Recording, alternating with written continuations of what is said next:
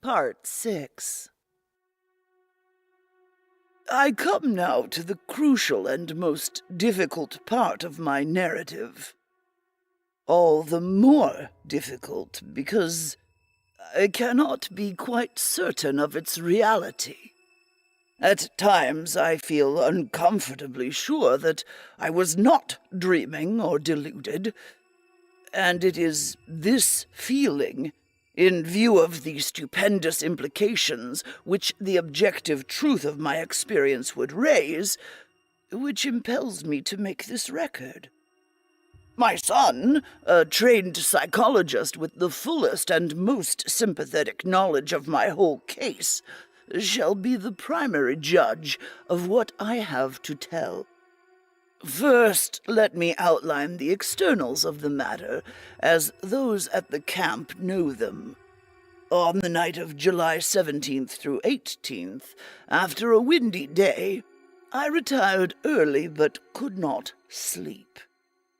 Rising shortly before 11, and afflicted, as usual, with that strange feeling regarding the northeastward terrain, I set out on one of my typical nocturnal walks.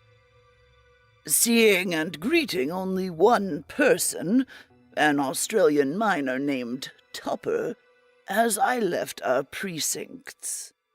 The moon, slightly past full, shone from a clear sky and drenched the ancient sands with a white, leprous radiance which seemed to me somehow infinitely evil.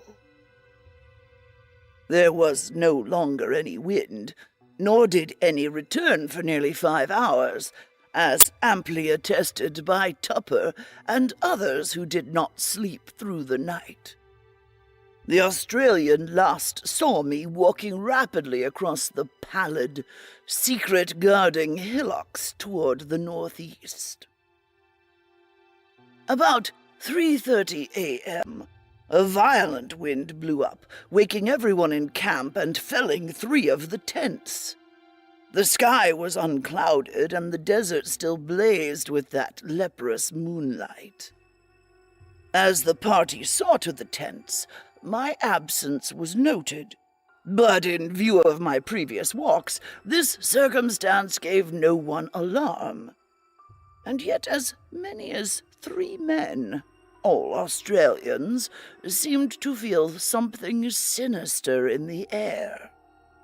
Mackenzie explained to Professor Freeborn that this was a fear picked up from blackfellow folklore, the natives having woven a curious fabric of malignant myth about the high winds, which at long intervals sweep across the sands under a clear sky.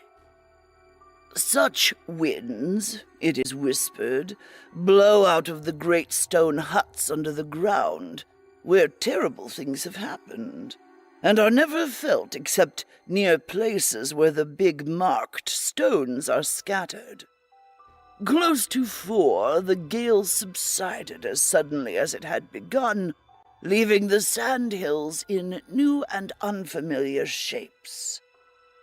It was just past 5, with the bloated, fungoid moon sinking in the west, when I staggered into camp, hatless, tattered, features scratched and ensanguined, and without my electric torch. Most of the men had returned to bed, but Professor Dyer was smoking a pipe in front of his tent. Seeing my winded and almost frenzied state, he called Dr. Boyle, and the 2 of them got me on my cot and made me comfortable. My son, roused by the stir, soon joined them, and they all tried to force me to lie still and attempt sleep. But there was no sleep for me. My psychological state was very extraordinary, different from anything I had previously suffered. After a time, I insisted upon talking, nervously and elaborately explaining my condition. I told them I had become fatigued and had lain down in the sand for a nap. There had, I said, been dreams, even more frightful than usual. And when I was awaked by the sudden high wind, my overwrought nerves had snapped. I had fled in panic, frequently falling over half-buried stones, and thus gaining my tattered and bedraggled aspect. I must have slept long, hence the hours of my absence.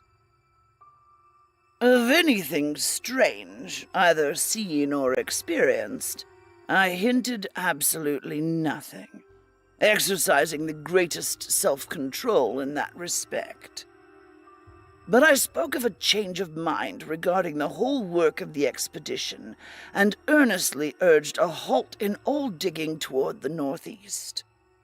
My reasoning was patently weak, for I mentioned a dearth of blocks, a wish not to offend the superstitious miners, a possible shortage of funds from the college, and other things either untrue or irrelevant. Naturally, no one paid the least attention to my new wishes, not even my son, whose concern for my health was very obvious.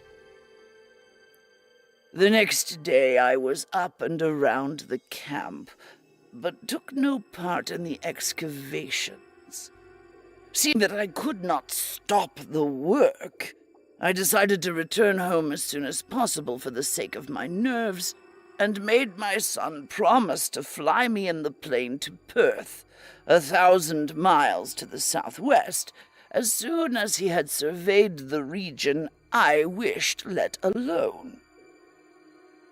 If, I reflected, the thing I had seen was still visible, I might decide to attempt a specific warning, even at the cost of ridicule. It was just conceivable that the miners who knew the local folklore might back me up. Humoring me, my son made the survey that very afternoon, flying over all the terrain my walk could possibly have covered.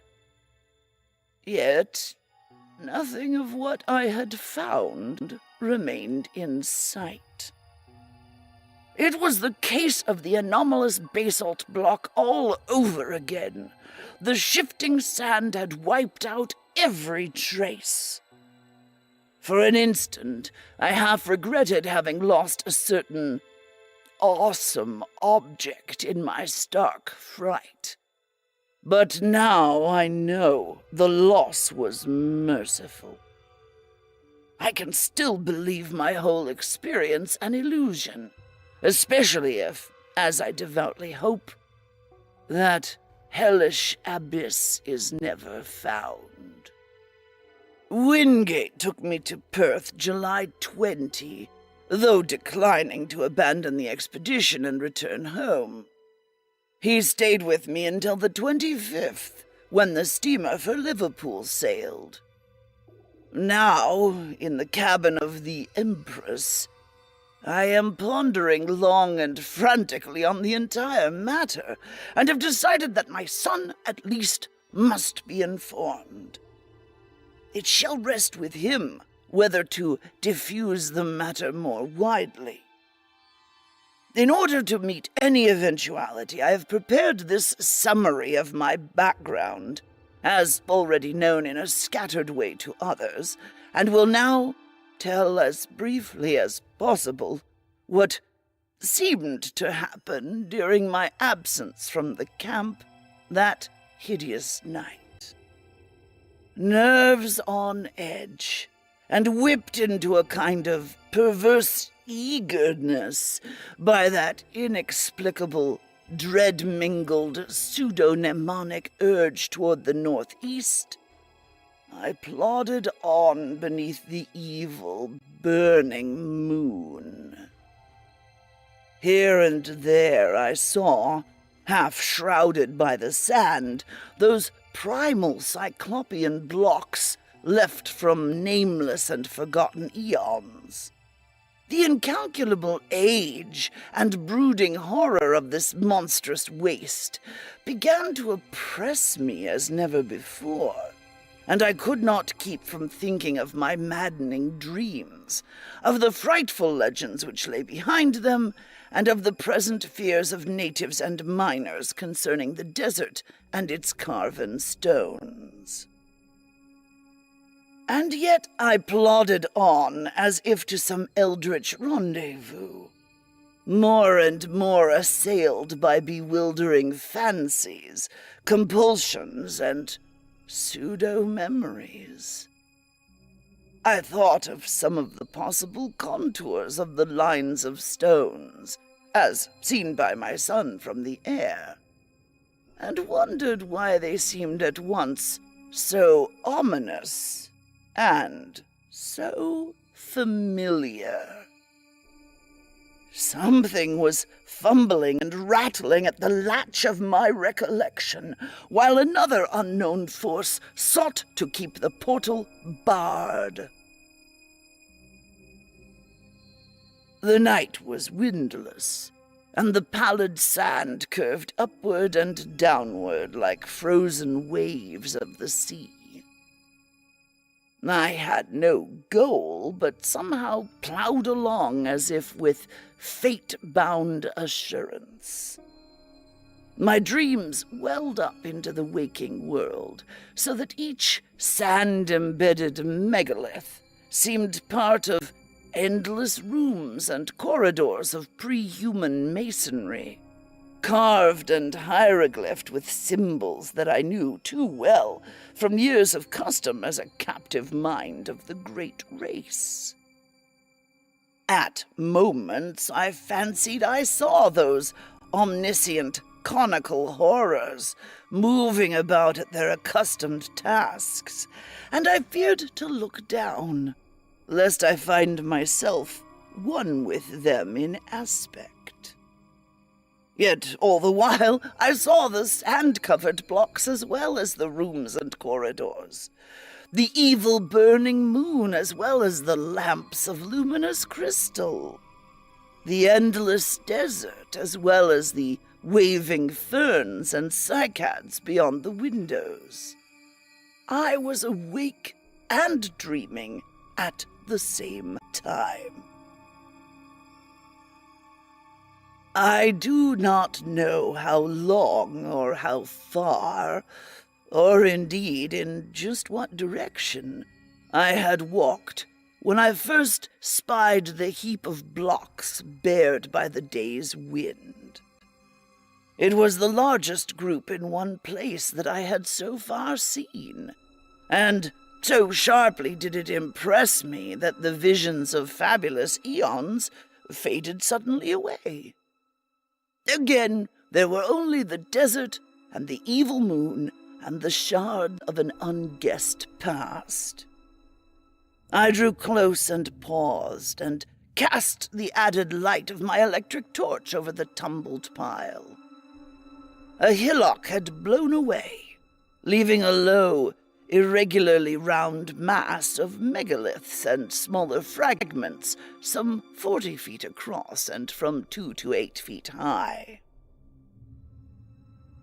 From the very outset, I realized that there was some utterly unprecedented quality about these stones. Not only was the mere number of them quite without parallel, but something in the sand-worn traces of design arrested me as I scanned them under the mingled beams of the moon and my torch. Not that any one differed essentially from the earlier specimens we had found. It was something subtler than that. The impression did not come when I looked at one block alone, but only when I ran my eye over several almost simultaneously. Then, at last, the truth dawned upon me. The curvilinear patterns on many of these blocks were closely related, parts of one vast decorative conception. For the first time in this eon-shaken waste, I had come upon a mass of masonry in its old position. Tumbled and fragmentary, it is true, but nonetheless existing in a very definite sense. Mounting at a low place, I clambered laboriously over the heap, here and there clearing away the sand with my fingers, and constantly striving to interpret varieties of size, shape, and style, and relationships of design. After a while, I could vaguely guess at the nature of the bygone structure, and at the designs which had once stretched over the vast surfaces of the primal masonry. The perfect identity of the whole, with some of my dream glimpses, appalled and unnerved me. This was once a cyclopean corridor, 30 feet tall, paved with octagonal blocks, and solidly vaulted overhead. There would have been rooms opening off on the right, and at the farther end one of those strange inclined planes would have wound down to still lower depths. I started violently as these conceptions occurred to me, for there was more in them than the blocks themselves had supplied. How did I know that this level should have been far underground? How did I know that the plane leading upward should have been behind me? How did I know that the long subterranean passage to the square of pillars ought to lie on the left, one level above me? How did I know that the room of machines and the rightward leading tunnel to the central archives ought to lie 2 levels below? How did I know that there would be one of those horrible metal-banded trapdoors at the very bottom, 4 levels down? Bewildered by this intrusion from the dream world, I found myself shaking and bathed in a cold perspiration. Then, as a last intolerable touch, I felt that faint, insidious stream of cool air trickling upward from a depressed place near the center of the huge heap. Instantly, as once before, my visions faded, and I saw again only the evil moonlight, the brooding desert, and the spreading tumulus of Paleogean masonry. Something real and tangible, yet fraught with infinite suggestions of nighted mystery, now confronted me. For that stream of air could argue but one thing: a hidden gulf of great size beneath the disordered blocks on the surface. My first thought was of the sinister Blackfellow legends of vast underground huts among the megaliths, where horrors happen and great winds are born. Then thoughts of my own dreams came back, and I felt dim pseudo-memories tugging at my mind. What manner of place lay below me? What primal, inconceivable source of age-old myth cycles and haunting nightmares might I be on the brink of uncovering? It was only for a moment that I hesitated, for more than curiosity and scientific zeal was driving me on and working against my growing fear. I seemed to move almost automatically, as if in the clutch of some compelling fate. Pocketing my torch and struggling with a strength that I had not thought I possessed, I wrenched aside first one titan fragment of stone, and then another, till there welled up a strong draught whose dampness contrasted oddly with the desert's dry air. A black rift began to yawn, and at length, when I had pushed away every fragment small enough to budge, the leprous moonlight blazed on an aperture of ample width to admit me. I drew out my torch and cast a brilliant beam into the opening. Below me was a chaos of tumbled masonry, sloping roughly down toward the north at an angle of about 45 degrees, and evidently the result of some bygone collapse from above. Between its surface and the ground level was a gulf of impenetrable blackness, at whose upper edge were signs of gigantic, stress-heaved vaulting.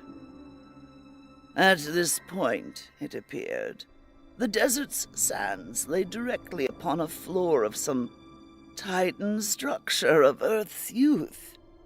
How preserved through eons of geologic convulsion, I could not then and cannot now even attempt to guess. In retrospect, the barest idea of a sudden, lone descent into such a doubtful abyss, and at a time when one's whereabouts were unknown to any living soul, seems like the utter apex of insanity. Perhaps it was. Yet, that night I embarked without hesitancy upon such a descent. Again, there was manifest that lure and driving of fatality which had all along seemed to direct my course. With torch flashing intermittently to save the battery, I commenced a mad scramble down the sinister cyclopean incline below the opening, sometimes facing forward as I found good hand and footholds, and at other times turning to face the heap of megaliths as I clung and fumbled more precariously. In two directions beside me, distant walls of carven, crumbling masonry loomed dimly under the direct beams of my torch. Ahead, however, was only unbroken blackness. I kept no track of time during my downward scramble. So seething with baffling hints and images was my mind that all objective matters seemed withdrawn into incalculable distances. Physical sensation was dead, and even fear remained as a wraith-like, inactive gargoyle leering impotently at me. Eventually I reached a level floor strewn with fallen blocks, shapeless fragments of stone and sand and detritus of every kind. On either side, perhaps 30 feet apart, rose massive walls culminating in huge groinings. That they were carved I could just discern, but the nature of the carvings was beyond my perception. What held me the most was the vaulting overhead. The beam from my torch could not reach the roof, but the lower parts of the monstrous arches stood out distinctly. And so perfect was their identity with what I had seen in countless dreams of the elder world that I trembled actively for the first time. Of the distant moonlit world outside, some vague shred of caution warned me that I should not let it out of my sight, lest I have no guide for my return. I now advanced toward the wall on my left, where the tracings of carving were plainest. The littered floor was nearly as hard to traverse as the downward heap had been, but I managed to pick my difficult way. At one place, I heaved aside some blocks and kicked away the detritus to see what the pavement was like, and shuddered at the utter fateful familiarity of the great octagonal stones, whose buckled surface still held roughly together. Reaching a convenient distance from the wall, I cast the torchlight slowly and carefully over its worn remnants of carving. Some bygone influx of water seemed to have acted on the sandstone surface, while there were curious incrustations which I could not explain. In places, the masonry was very loose and distorted, and I wonder how many eons more this primal, hidden edifice could keep its remaining traces of form amidst Earth's heavings. But it was the carvings themselves that excited me most. Despite their time-crumbled state, they were relatively easy to trace at close range, and the complete, intimate familiarity of every detail almost stunned my imagination. That the major attributes of this hoary masonry should be familiar was not beyond normal credibility. Powerfully impressing the weavers of certain myths, they had become embodied in a stream of cryptic lore, which, somehow coming to my notice during the amnesic period, had evoked vivid images in my subconscious mind. But how could I explain the exact and minute fashion in which each line and spiral of these strange designs tallied with what I had dreamt for more than a score of years? What obscure, forgotten iconography could have reproduced each subtle shading and nuance which so persistently, exactly, and unvaryingly besieged my sleeping vision night after night? For this was no chance or remote resemblance. Definitely and absolutely, the millennially ancient, eon-hidden corridor in which I stood was the original of something I knew in sleep as intimately as I knew my own house in Crane Street, Arkham. True, my dreams showed the place in its undecayed prime, but the identity was no less real on that account. I was wholly and horribly oriented. The particular structure I was in was known to me. Known, too, was its place in that terrible elder city of dreams. That I'd visit unerringly any point in that structure or in that city which had escaped the changes and devastations of uncounted ages, I realized with hideous and instinctive certainty. What in God's name could all this mean?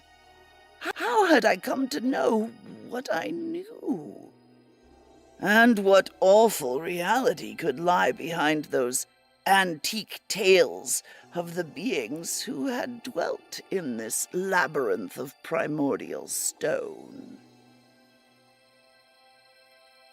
Words can convey only fractionally the welter of dread and bewilderment which ate at my spirit. I knew this place. I knew what lay before me, and what had lain overhead before the myriad towering stories had fallen to dust and debris and the desert. No need now, I thought with a shudder, to keep that faint blur of moonlight in view. I was torn betwixt a longing to flee and a feverish mixture of burning curiosity and driving fatality. What had happened to this monstrous megalopolis of Eld in the millions of years since the time of my dreams?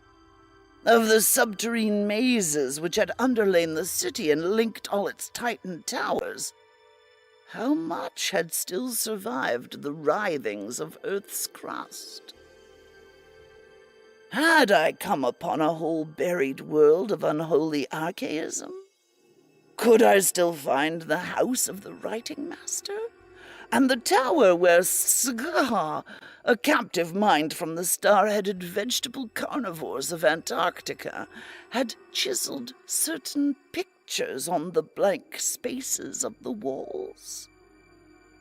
Would the passage at the second level down, to the Hall of the Alien Minds, be still unchoked and traversable?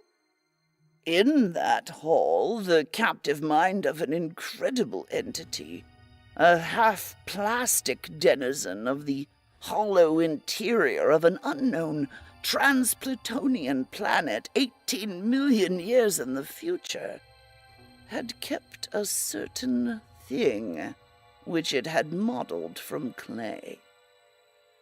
I shut my eyes and put my hand to my head in a vain, pitiful effort to drive these insane dream fragments from my consciousness. Then, for the first time, I felt acutely the coolness, motion, and dampness of the surrounding air. Shuddering, I realized that a vast chain of eon-dead black gulfs must indeed be yawning somewhere beyond and below me. I thought of the frightful chambers and corridors and inclines as I recalled them from my dreams. Would the way to the Central Archive still be open? Again that driving fatality tugged insistently at my brain as I recalled the awesome records that once lay cased in those rectangular vaults of rustless metal. There, said the dreams and legends, had reposed the whole history, past and future, of the cosmic space-time continuum, written by captive minds from every orb and every age in the solar system. Madness, of course. But had I not now stumbled into a nighted world as mad as I? I thought of the locked metal shelves and of the curious knob twistings needed to open each one. My own came vividly into my consciousness. How often had I gone through that intricate routine of varied turns and pressures in the terrestrial vertebrate section on the lowest level? Every detail was fresh and familiar. If there were such a vault as I had dreamed of, I could open it in a moment. It was then that madness took me utterly. An instant later, and I was leaping and stumbling over the rocky debris toward the well-remembered incline to the depths below.